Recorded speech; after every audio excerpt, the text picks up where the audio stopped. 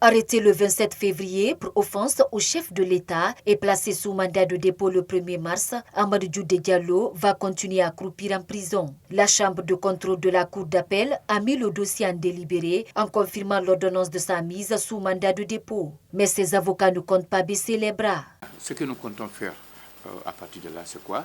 C'est que Amadou Diallo n'a pas encore été entendu au fond par le juge d'instruction, par le doyen des juges d'instruction du tribunal de première instance de Conakry de Dixine.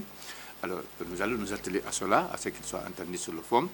Et dès après cette audition sur le fond, nous allons directement déposer une demande de mise à liberté en sa faveur. Et comme la loi nous le demande à chaque étape de la procédure, le prévenu ou l'inculpé peut demander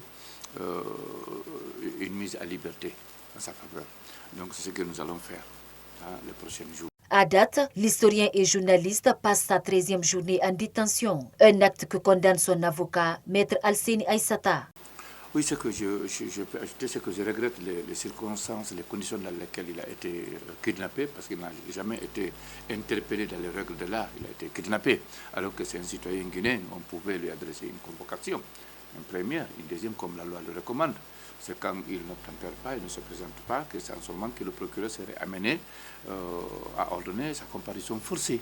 Mais ça n'a jamais été le cas. Il n'a jamais reçu une convocation. On l'a kidnappé, happé, comme un épervier happerait un oiseau. C'est grave, un pouchet. C'est extrêmement grave, nous le dénonçons. Déjà, un collectif de journalistes a été créé pour défendre le doyen Amadou Djoudé Diallo. Tous souhaitent que la loi L002 portant liberté de la presse en Guinée soit appliquée. Au terme de la dite loi, un journaliste ne va pas en prison pour diffamation ou offense.